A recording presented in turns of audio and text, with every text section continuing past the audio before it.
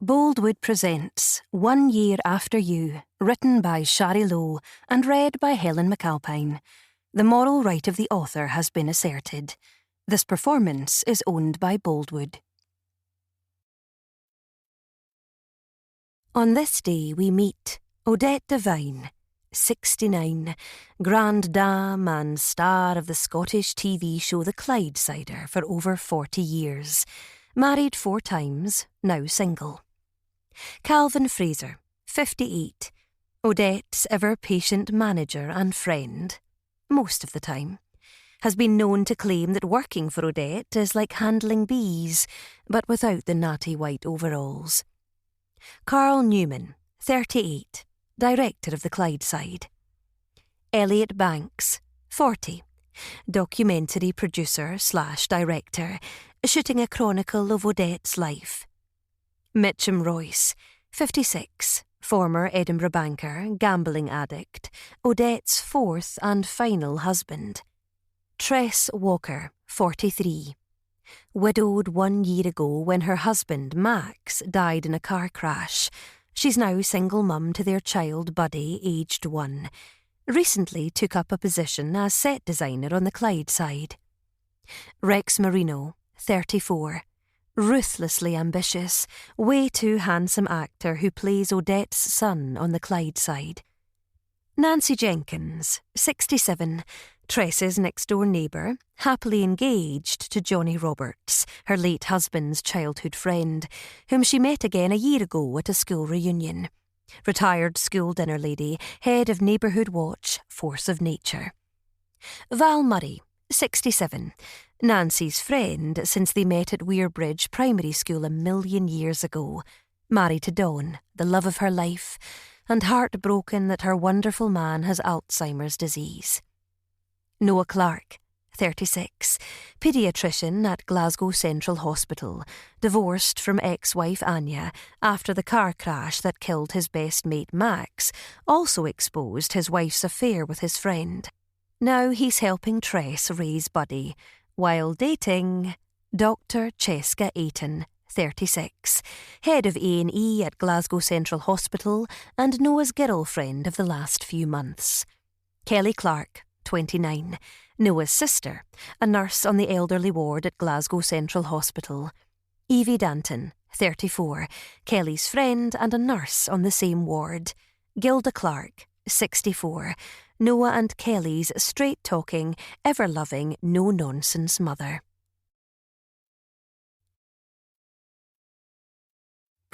Odette. I'm very aware that life can change in a heartbeat, in a minute, in an hour, in a day. 40 years ago, I was working in a school canteen in a village on the outskirts of Glasgow, despairing that my dream of becoming an actress would amount to nothing more than another cliched story of failed ambition and grudging obscurity. Then a twist of fate presented the opportunity to get everything I ever wanted, but I had to do the unforgivable to claim it. Now, the fame, the fortune, and the glory are being stripped away from me, and I'm going to be left with nothing and no one. And I can't help wondering if I'm paying the price for the sins of my past. Tress. I'm very aware that life can change in a heartbeat, in a minute, in an hour, in a day.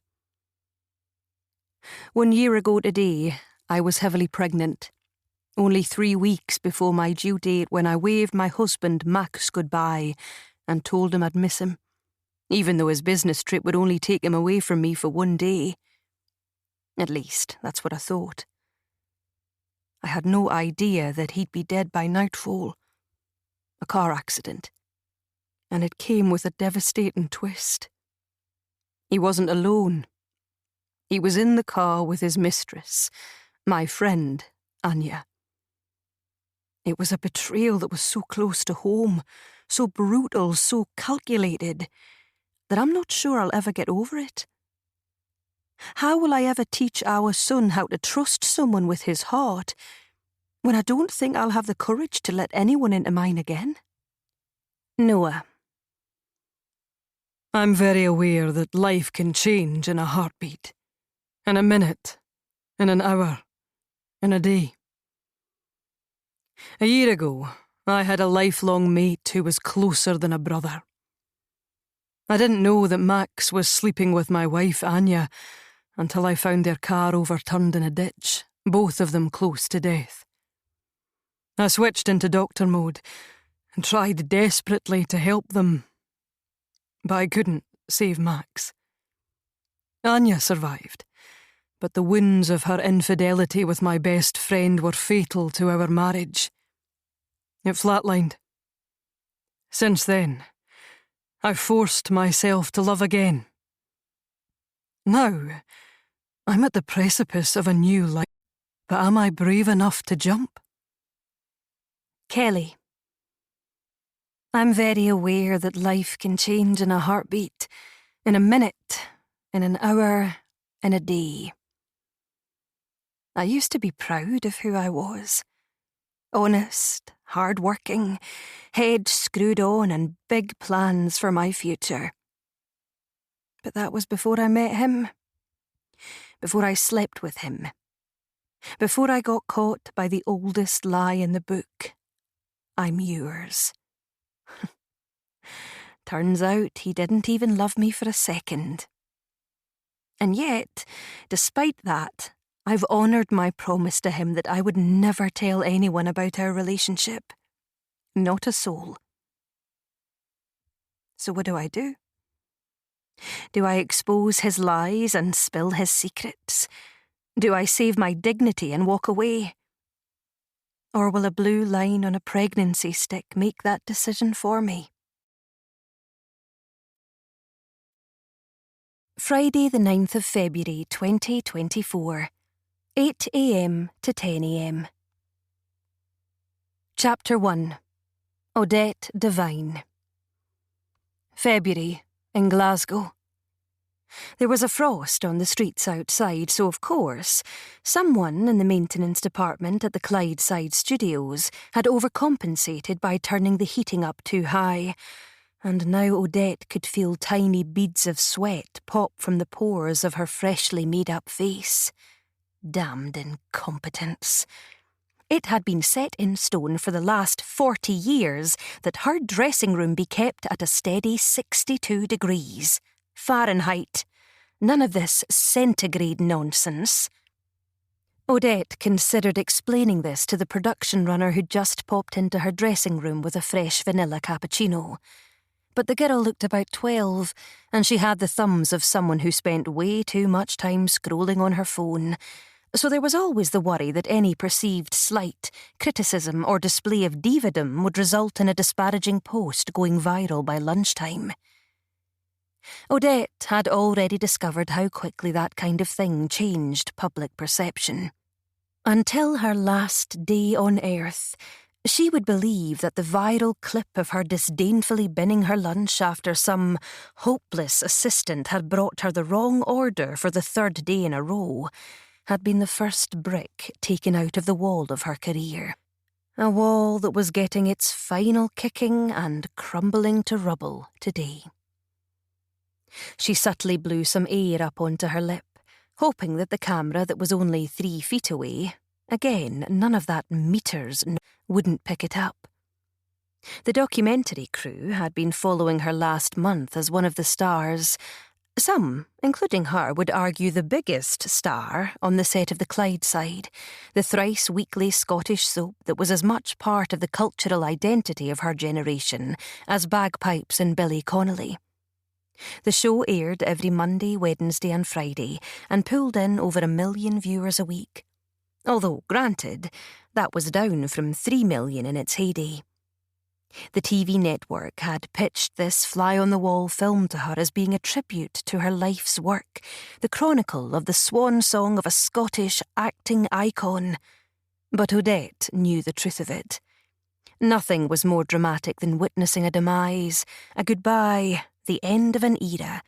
And they were hoping that she'd give them a meltdown or controversy that would make it must-see car crash TV. Well, she wouldn't give them the satisfaction. She was going to glide out with elegance and grace, because that was all she had left. That is the face of a star who is thinking evil thoughts, Calvin chided her playfully as he glanced up from his laptop. He'd been her manager since the early 90s, and friend too, and she was all too aware that he could read her like a well-worn, ancient old book, and that went both ways.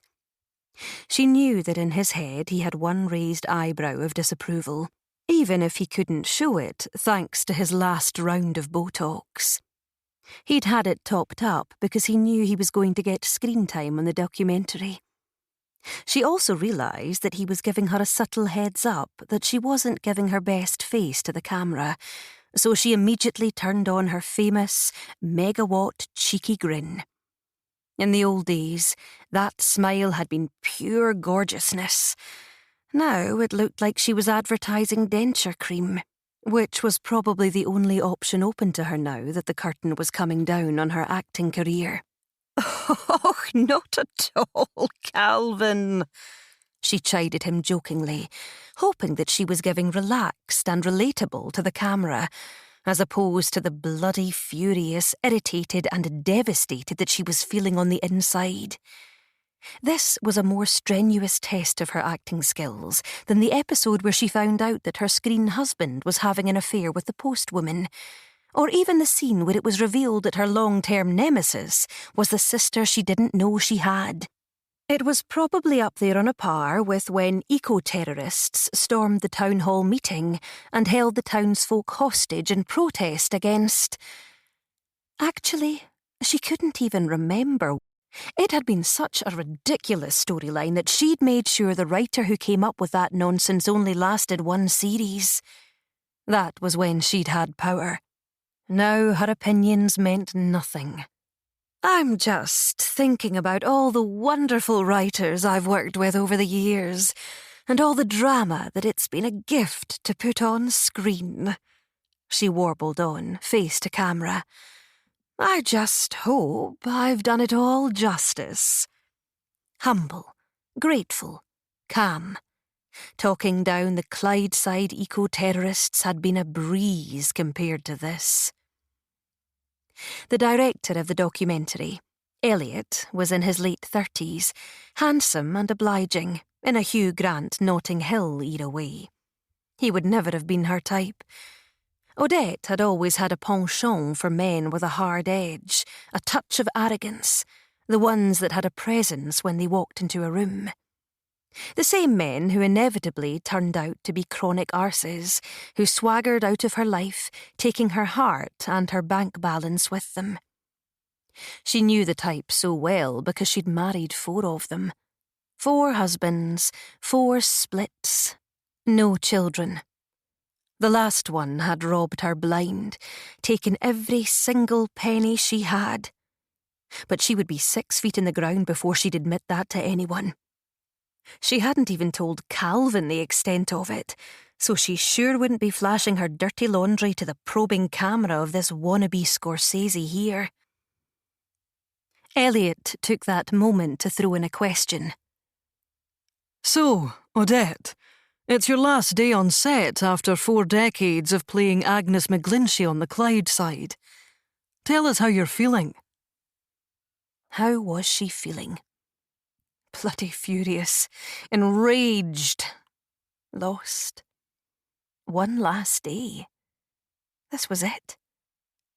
She had a final scene to shoot, and then a lame lunch soiree with the cast and crew, dinner with her manager Calvin tonight, and then... She had no idea what would happen after that. She would wake up tomorrow morning and what? Stare at a wall? Watch old recordings from a time when she mattered? Odette didn't miss a beat. Just ever so thankful. How many actresses get to spend 4 decades playing the same part? Agnes McGlinchey and the Clydeside have been my whole life. and I've adored every day of my career. If she had been linked up to a lie detector, the needle would have fired across the paper like a serial killer denying he had anything to do with the bodies in her declaration of love for her life on the show was perhaps true for her first 3.5 decades. But the last 5 years had been a battle. Diminishing screen time, ever-changing writers, directors who thought they knew better. The buggers had got her now, though. A new team of producers, directors and writers had come in a few months before, and they'd told her 6 weeks ago that they were going in a different direction. And their new direction was sending her to destination unemployment. The people that really matter, though, are the fans. I hope that all my lovely divine believers— yes, she had a fan club, and yes, that's what they called themselves. People really had to get out more. Will look back on these years with love and keep me in their hearts, even when I'm no longer on their screens. Cheesy nonsense. Her toes were curling inside her Louboutin stilettos. Her own wardrobe was too cheap to go designer, and Agnes McGlinchey rarely wore anything other than slippers these days. But Calvin's subtle smile and nod told her that was the right answer. Elliot wasn't done. And how will you spend your days now, Odette? Do you have plans for your retirement? Good question, and one that made her stomach flip. For the last 40-odd years, her days had been structured, giving her whole bloody life to this show. 5, sometimes 6 days a week, she'd grafted long hours, leaving her too exhausted to do anything more in her time off than marry losers, sleep, and binge-watch the other soaps. EastEnders, Coronation Street, River City, Emmerdale. Throw in the odd true crime show and sleepless nights spent glued to the overnight TV shopping channels, and before she knew it, it was Monday morning and time to do it all over again. If she didn't have her work, then what did she have? Sure, she had friends. Kind of. Perhaps they were more acquaintances, colleagues, fans. Although she would bet her last pound that they would scatter when she was no longer the celebrated actress and star of the small screen. Dame Judi Dench and Dame Maggie Smith might still be landing roles in their 80s, but Odette was irrevocably typecast. To the TV viewing world, she was Agnes McGlinchey, and Agnes wasn't about to give up her role as the serial busybody on the Clydeside and start doling out missions to James Bond, or swap her Glasgow brogue for a cut-glass accent and spend her twilight years firing off words of sarcastic disapproval in an aristocratic country estate in 1920. Nope, she was doomed. Over. Finished. Maybe only a life insurance or a stairlift advert between her and the crematorium. In fact, that might be another opportunity. A crematorium advert in return for a free funeral. That was the level of her career expectations right now. There are so many things I plan to do now. Of course, the most important is to spend time with the people I love. Odette didn't mention that they were in short supply. Her most consistent relationship was with the delivery guy who brought the packages she ordered from her late-night TV shopping habit. And then I want to travel, perhaps to Asia, to America. I've been thinking of renting a convertible and driving across Route 66. Maybe spend some time in Los Angeles. I've had some very interesting calls from that side of the pond, and I might just dive into some other opportunities. The imaginary lie detector just started beeping like a reversing bin truck.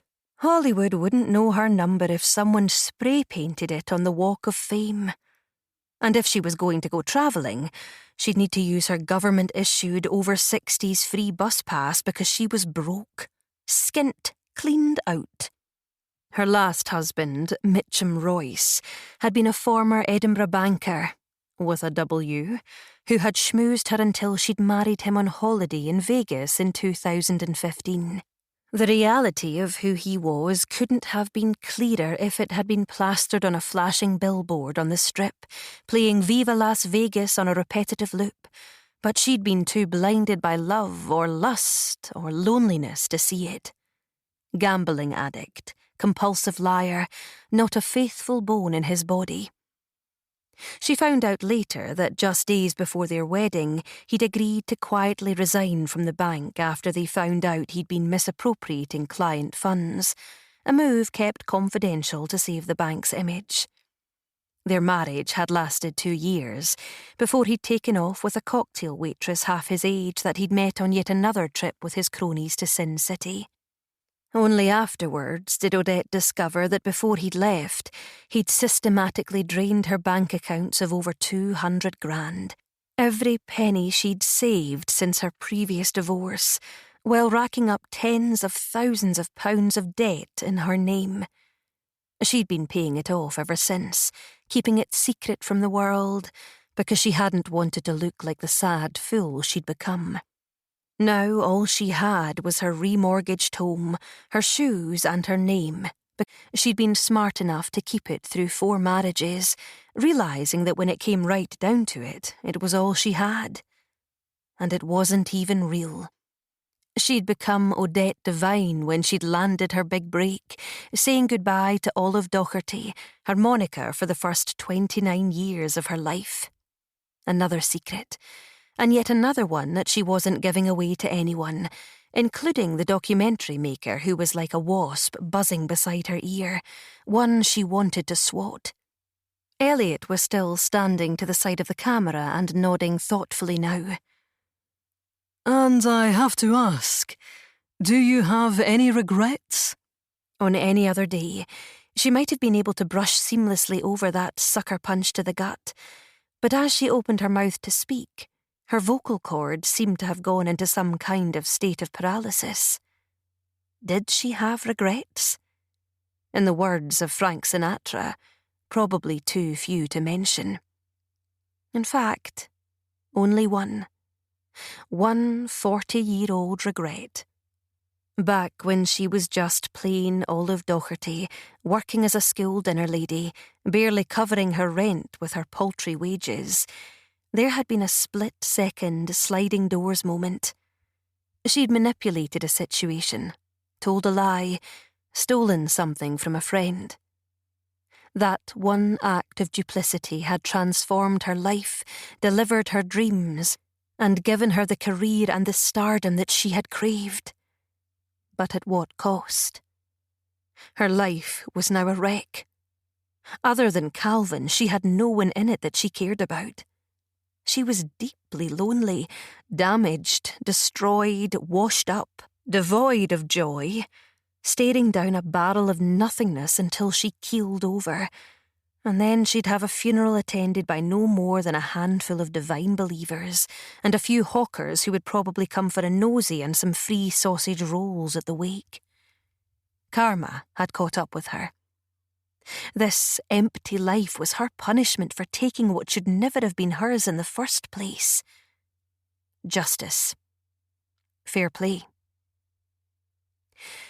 Sometimes she wondered if there was any way to go back and fix it, but it was impossible to give back what she'd taken. She had snatched a friend's opportunity right from her hands, been too damn selfish to do the right thing. Instead, she just kept on moving, left her old life and her friend behind, and she'd never looked in her rearview mirror. Until now. And that was only because the road in front of her was cutting right through a barren wasteland, and there wasn't much tarmac left before she would fall off a cliff. Elliot was still gazing at her expectantly, waiting for an answer. "Regrets?" she mused. For a split second, she was tempted to lay it all out, to get real and honest and truthful, to let the world see what a horrible bitch she really was, and to make some attempt to fix what she'd broken. But the moment passed, and before she could come up with some fluffy bullshit answer about doing nothing differently and loving her life, there was a knock at the door, and another production assistant who'd looked about 12 popped her head in. "Miss Devine, they're calling you to the set. Are you ready?" "I'm ready." No time to answer the question. Odette pushed herself up from her makeup chair, for the last time, checked her expertly applied visage, for the last time, pulled back her shoulders and slipped into character, for the last time.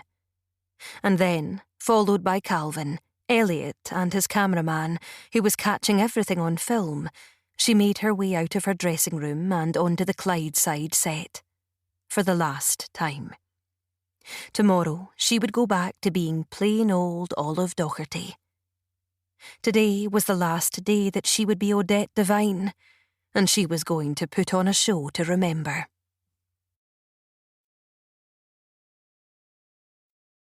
Chapter 2. Tress Walker. Buddy timed his assault perfectly.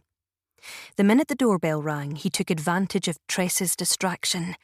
As soon as she raised her eyes to gaze at the kitchen clock and murmured, "Oh, that'll be Val and Nancy. They'll let themselves in," her 1-year-old son flicked a spoonful of Weetabix directly at her, then giggled as it landed with a splodge on the sleeve of her freshly ironed, crisp white shirt.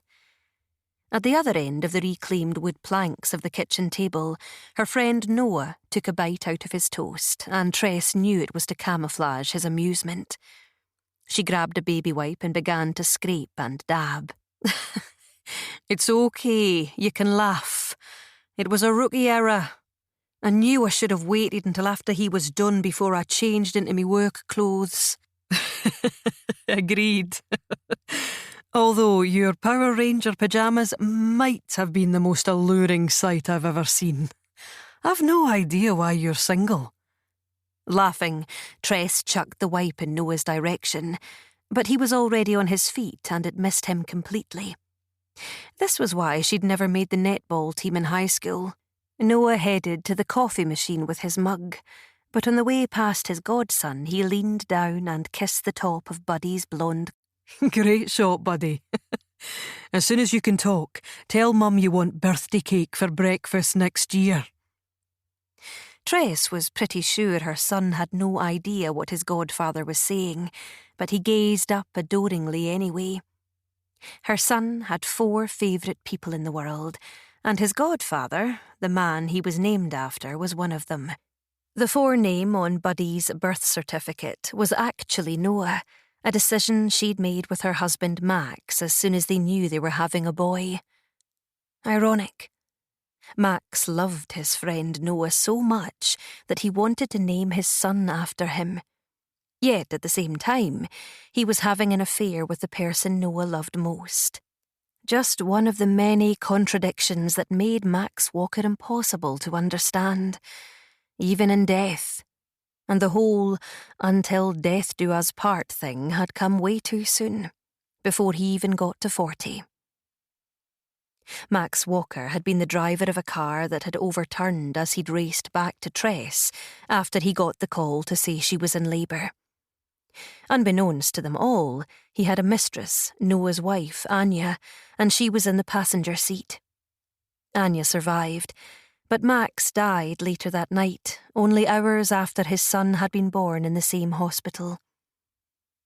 Tress had loved Max with her whole heart, and she'd lost him twice. The first time was when she'd found out that he'd been having an affair with Anya for years. The second time was just hours later when he took his last breath. Now, 1 year on, the pain had dulled to a gnawing ache that she managed to ignore a little more with the passing of time. She had to.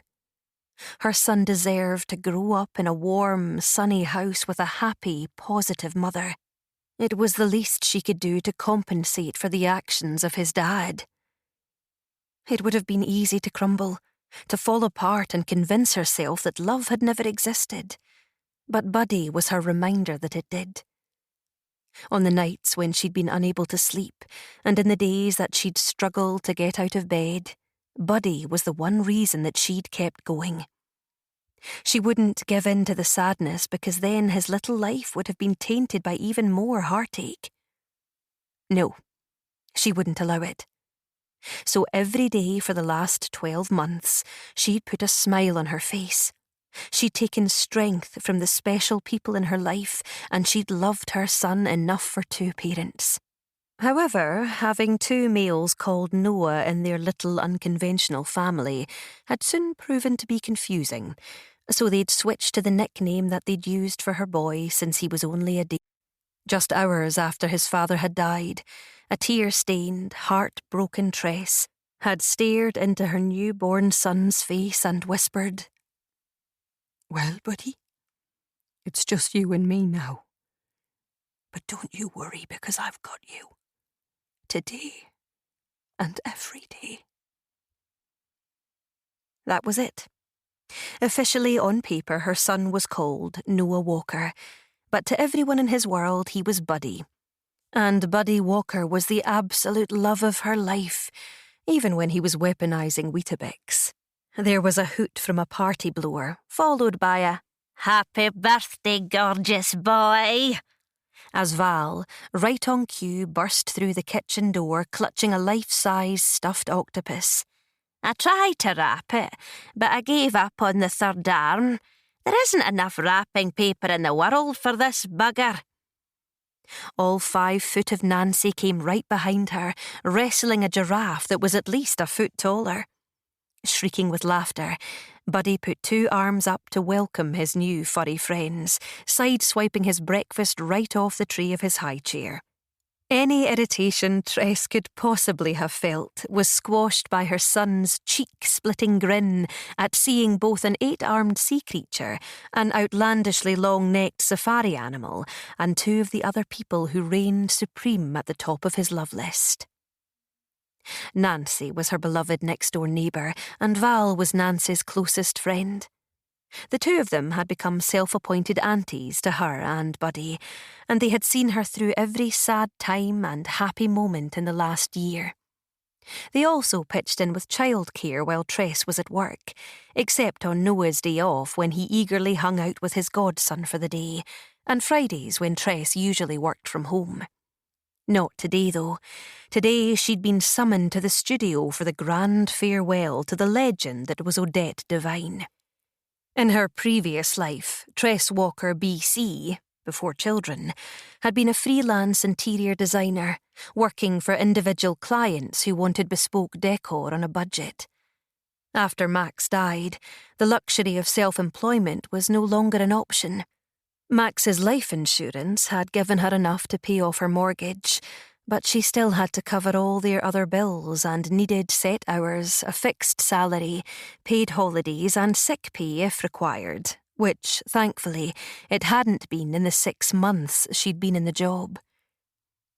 If someone had told her 12 months ago that she'd have to give up the business that she'd grown from scratch, she'd have been devastated. But on the scale of life's upheavals in the past year, changing career barely read. Besides, surprisingly, she thoroughly enjoyed her job. Working on a TV set didn't have the glamour or glitz that she'd imagined. Half the sets were built in a panic and held together with gaffer tape and prayer, but she loved the variety of it, and it was nice to be surrounded by people every day, even those prone to a touch of the divas like Odette. Tress found it all fascinating and a welcome respite. A solitary occupation had been fine when she was married, but now she came home to a house where the only male was a year old, and his conversation skills didn't yet stretch to words with more than 1 syllable, even if his cuteness made up for it. Val and Nancy serenaded Buddy with happy birthday, finishing with more blasts on their party hooters, which sent him into raptures of giggles and squeals of delight. Tress was ambushed by a distinct dampness in the cheek area and dabbed away her tears of gratitude. Buddy didn't have a dad or grandparents, or real aunts, uncles or cousins, but he had 2 adopted aunts, his godfather Noah, and a mum who adored him, so he lacked nothing in the love department. Every day, Not just his birthday was a happy one, and there would be an extra special sprinkling of joy this weekend. Buddy's official first birthday party was planned for Sunday, when everyone had the day off and Tress was determined to make the most special day for him. She'd bought balloons, streamers, party bags, ordered food, arranged a bouncy castle, and invited all their friends and neighbours. There was definitely a part of her that was relieved that his party wasn't happening today, on his actual birthday. There were already way too many emotions to deal with. She immediately chided herself. This was the first and last time she'd allow herself to feel a shred of sadness on his birthday. From now on, all negative connotations about today would be banished, and it would only be about celebrating her son. Even if he was way too young to understand what was going on, and why there were giant stuffed animals in their kitchen. Songs and cheers over, Buddy got busy trying to feed his octopus some mashed banana, while Tress poured 2 fresh cups of tea from the pot in the middle of the table, then slid them across to where Val and Nancy were clambering onto the bench on the other side. Oh, in the name of the holy hernia! Can you not get chairs for this table instead of this bloody bench? Nancy muttered. I'm going to do myself an injury climbing over this plank one of these days. Oh, I'm trying to hold out a while yet before my first hip replacement. Tress didn't like to point out that the dining set was an artisan piece, crafted by a local carpenter from reclaimed railway.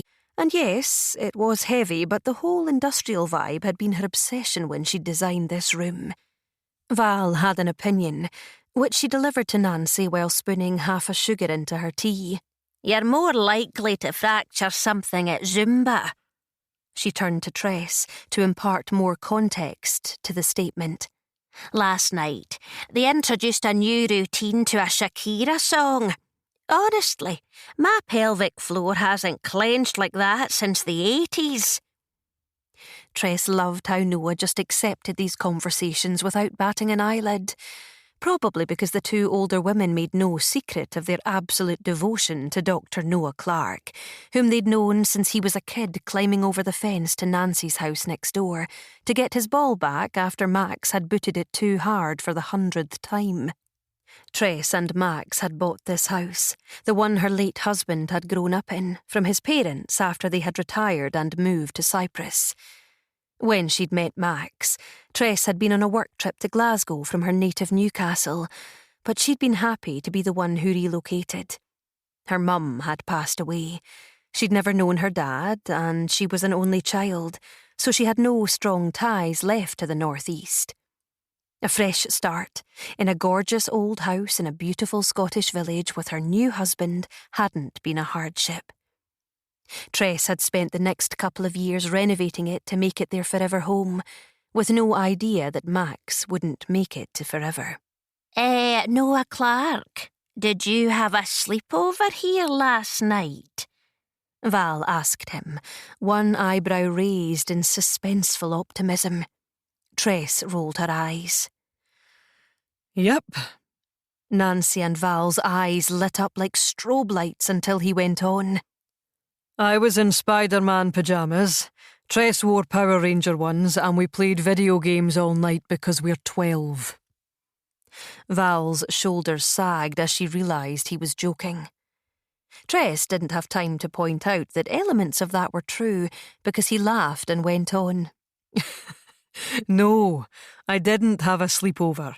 I popped in to have breakfast with the birthday boy and my friend, Tress. And now I'm off to work where I'll no doubt see my girlfriend if she's on shift too. Indignant, Val only unpursed her lips to have a sip of her tea. In the last couple of weeks, she'd suddenly started dropping hints about the possibility of Tress and Noah getting together romantically. Tress had no idea where it was coming from, but it was so ridiculous they just laughed it off. "I'm just saying," Val went on. "I watched a documentary about Shania." "I saw that," Nancy blurted, but there was a knowing amusement in her voice. "You know, that lassie Shania is not far off our age. And she hasn't got a line on her face, and from what I could see, her boobs still point forwards. The ageing process is a selective bugger, it really is. Val brushed right past the commentary. Anyway, she said pointedly, Shania Twain's man and her pal had a secret affair and took off together. And you know what happened? Shania and her pal's husband got together, and they've been madly in love ever since. Just saying. Tress grinned. You mean hinting? As if I ever would. Noah pulled on his jacket, the corners of his mouth turning up as he winked at Tress. Of course not. That might be only the, third or maybe the fourth time we've heard the Shania story? At least, Tress agreed, playing along. But she's definitely not trying to influence us. Absolutely, totally not. Val refused to succumb to the teasing, mostly because, Tress knew, she really thought it was a great idea. They all loved Noah's girlfriend, Cheska, but the A&E doctor had made it absolutely clear that much as she and Noah had a great relationship, her medical career came first, and she had no intention of prioritising her personal life, not even for the total catch that was Noah Clark. While Noah was perfectly happy with the terms of their coupling, Val and Nancy had apparently grown restless for a happy ending, and for the two aunties that happiness now seemed to be Tress and Noah getting together, loose ends tied up. The big fat fly in Cupid's ointment was that Tress and Noah just didn't think of each other that way. They were friends, joint survivors, as close as brother and sister. But romantic? No. There was way too much baggage for them to even think like that. Their spouses had been having an illicit affair for years behind their backs. The thought of that betrayal, that dishonesty, that brutal secret that ended in tragedy, had a way of knocking the hearts and roses right off any romantic possibilities. And besides, Tress felt her face flush and hoped that Val and Nancy's eagle eyes wouldn't spot it. She wasn't ready to share yet because it was probably nothing. No big deal. Just a guy at work who had asked her out. Someone who had no shared baggage. Someone who could become so much more than just friends. 6 months ago, she'd have immediately refused his invitation to go on a date. 2 months ago, she'd have considered it for a moment before politely declining. Now, today was her son's birthday. It was the anniversary of the day she'd found out the most unfathomable truth about her husband. And it was the day that Tress was going to stop living in the past and start building the kind of life that would make her jump out of bed in the morning, with or without her Power Rangers pyjamas. Today was the day she was going to say yes to starting something new. Chapter 3. Noah Clark. Noah poured some more coffee into his travel mug and leaned his 6'2" frame down to kiss Tress on the cheek, then did the same with Val and Nancy before giving Buddy a high five. He'd spent weeks teaching him that, and the little one now had the waving, the high fives and the fist bumps down to perfection, all of which gave Noah the same level of thrill as his favourite football team winning the league. Right, I'm heading into work. Weren't you supposed to be on a late shift tonight? Nancy asked him. She had his schedule memorised. I was, but I took the day off. He didn't need to say why. The truth was, he just wanted to be free to be around if Tress needed him. And then I had 3 patients who couldn't make my clinic yesterday, so I agreed to see them today. I only need to go in for a couple of hours or so, then I'm planning to grab a late lunch with Cheska. You know, my girlfriend. Please apologise to Shania for not following her blueprint. You're a huge disappointment, Noah Clark, Val tutted. Apart from, the successful career as a paediatrician, the lovely personality, the big heart, and that handsome face. But apart from that, nothing going for you at all. I was thinking the same thing, Nancy concurred woefully. All that perfection is exhausting. I mean, I said the same to George Clooney last time I met him in Aldi. That set the two of them off, while Tress met his gaze, grinning as she shook her head. Run while you can. Save yourself. He returned the smile. I'm running like the wind. I'll give you a call later and see how your day is going. An innocuous statement on the surface, but he knew that Tress understood that it was so much more than just a flippant comment. For the last 12 months, they'd been through the wars, and they were still standing, mostly because they propped each other up whenever the grief or the regret became too consuming. That happened less and less now. This was their normal. They'd come out the other end. Part of him wanted to stick around Tress's kitchen, because as long as he was there, with Val and Nancy blasting his eardrums with hooters, his mind wouldn't wander to the sad stuff. Today was the anniversary of the best and worst things that had happened in his life. Buddy's birth was at the top of the miracle list, and he was grateful every day that the little guy had made it into the world, even though it was in the worst of circumstances. That night, Noah had made the hardest decision of his life when he'd resolved not to tell Tress that Max was hovering between life and death in another ward in the hospital until she'd safely delivered the baby. He'd held Tress's hand in the delivery suite as she'd moved to the late stages of labour before bringing her boy into a family that had been turned upside down. Focusing on Tress and her newborn that night had distracted Noah from the bomb that just exploded in his own life. In the midst of the heartache and trauma was the discovery of the affair between his best friend and his wife Anya that had destroyed their marriage. She had been the love of his life, his partner of almost 20 years, his wife for 11, and he'd adored her. Even now, a year later, it was tough to see what hurt most. Her betrayal, the fact that it was with his best friend, or the realisation that he'd been so wrong in believing that they were solid, that they would never hurt each other, that he'd promised forever to someone who could lie to his face. Afterwards, he and Anya had half-heartedly tried to fix their relationship, but the damage had been terminal. As a doctor, he'd seen people overcome heart-crushing pain and devastation, and for a moment he'd thought they might be able to do the same. But no. The affair was carnage enough, but the consequences were insurmountable. Heartbreak, death, grief, rage, resentment. It was too much. Months after the accident, Anya had packed up and gone back to her parents' home in New York. They'd communicated a few times on legal stuff, but other than that, the woman he'd loved with his whole heart since he was 21 years old had become a ghost. And he was glad of it. Especially today, when everything that had happened to them seemed a little more vivid.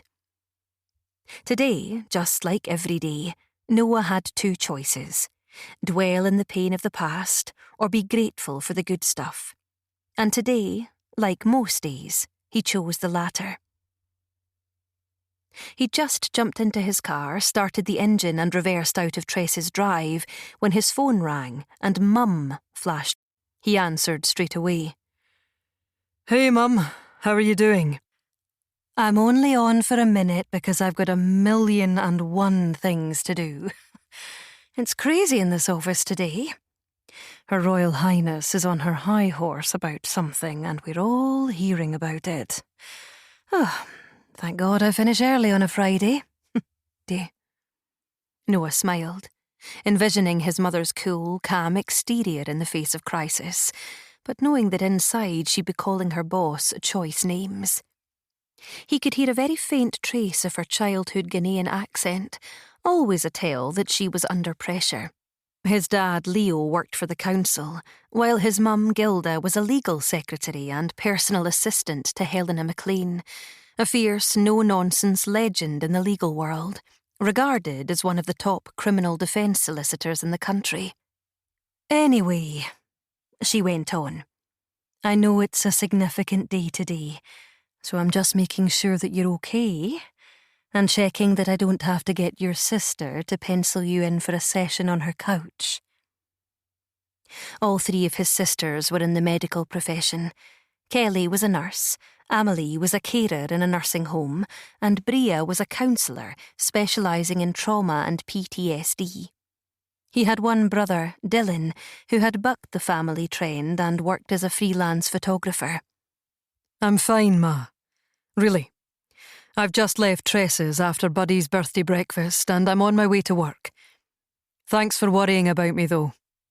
"Always, my love. If it's not one of you, it's another." "If you see Keli at the hospital today, can you check in on her for me? I've not been able to reach her for a couple of days, and that's not like her. Ignoring the world usually means she's having a great time or a terrible time. I just want to make sure she's fine and that she's coming for dinner tonight." "I'm sure it's all good, Mum, but yes, I'll check on her." It wasn't a chore. His sister was one of his favourite people, and he'd been thrilled when she'd joined him at Glasgow Central Hospital, albeit at the other end of the age spectrum. He was in paediatrics and Keli was a senior nurse on the elderly ward. His mum began to wrap up the call.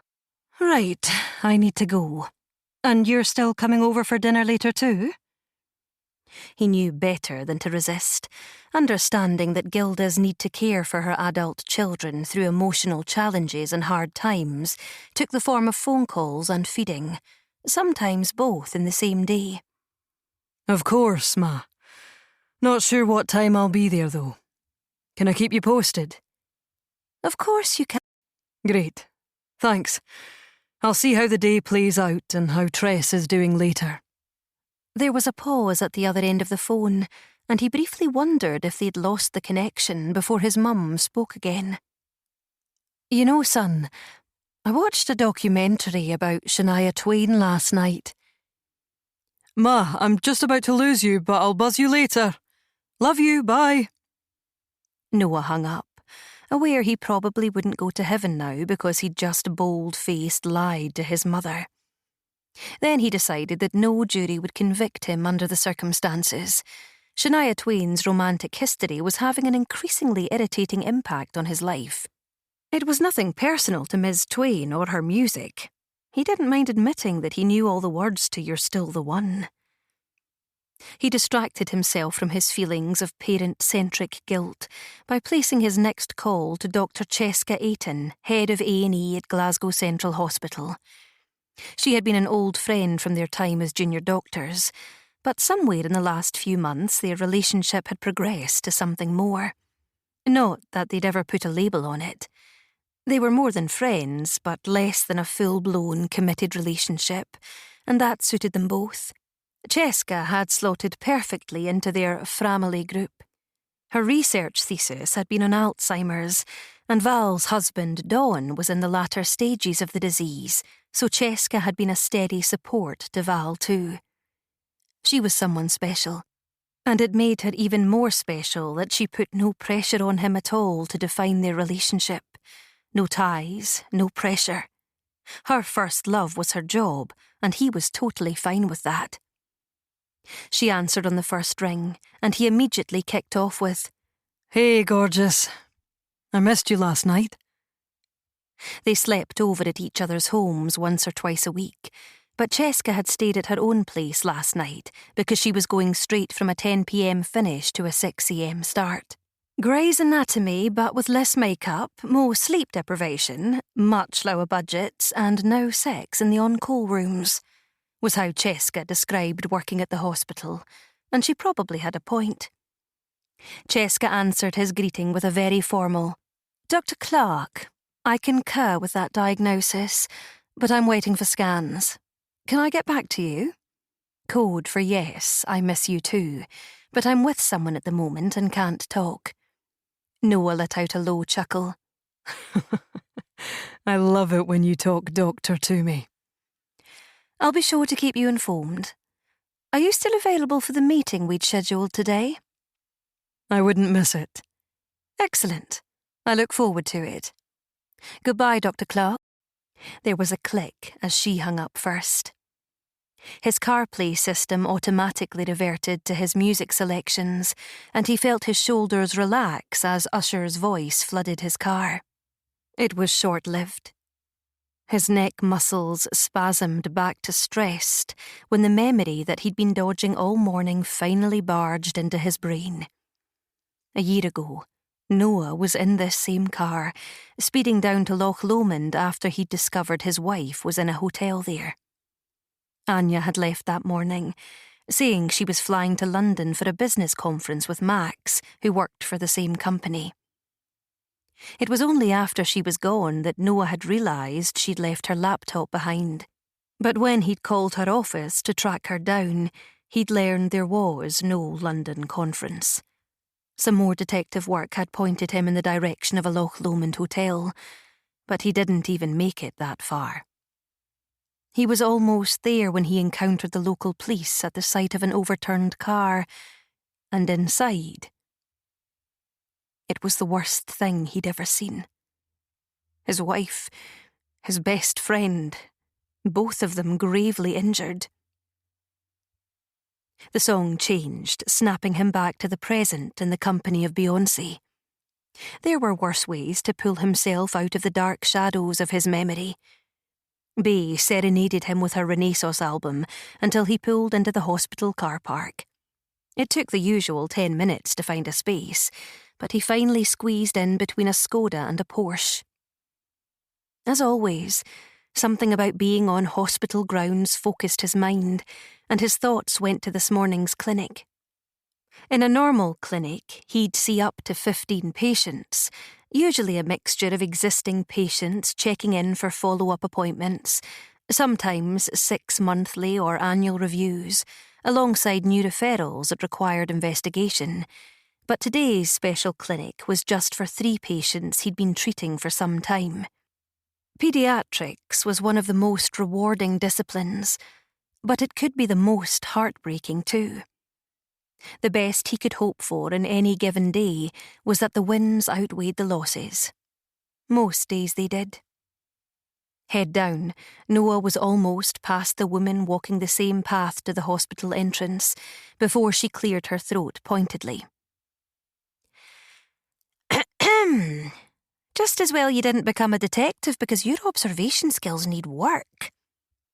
Noah stopped, grinned, and threw his arm around his sister. Keli was 10 years younger than him, the baby of the family, born 6 years after his younger brother, and a surprise given that Noah and his other 3 siblings had all come along in rapid succession. Like the rest of the family, she was tall, around 5'9", and had been the most athletic of the girls. Bria was the dreamer, Amelie was the bookworm, but Keli was the track star, the basketball player, the tennis champ. They all thought she'd opt for a future in the sports industry, so it had initially been a surprise when she'd decided on a career in nursing, but she was made for it. She'd worked in a hospital in the nearby town of Paisley for many years after she qualified, but she'd moved to the elderly ward at Glasgow Central the year before, and Noah loved having her in the same building. You just saved me a job, he told her as they walked. I did? Mum told me to hunt you down and do a welfare check. Says she hasn't spoken to you for a couple of days. If I don't give her a progress report by end of day, she's calling in a SWAT team. Keli sighed. I'm glad she's not dramatic or prone to overreacting. Only where we're concerned. And just because we're lovable. Noah joked, sensing an edge of irritation in Keli's tone that surprised him. She was usually the most laid-back and easy-going of them all, and being the youngest,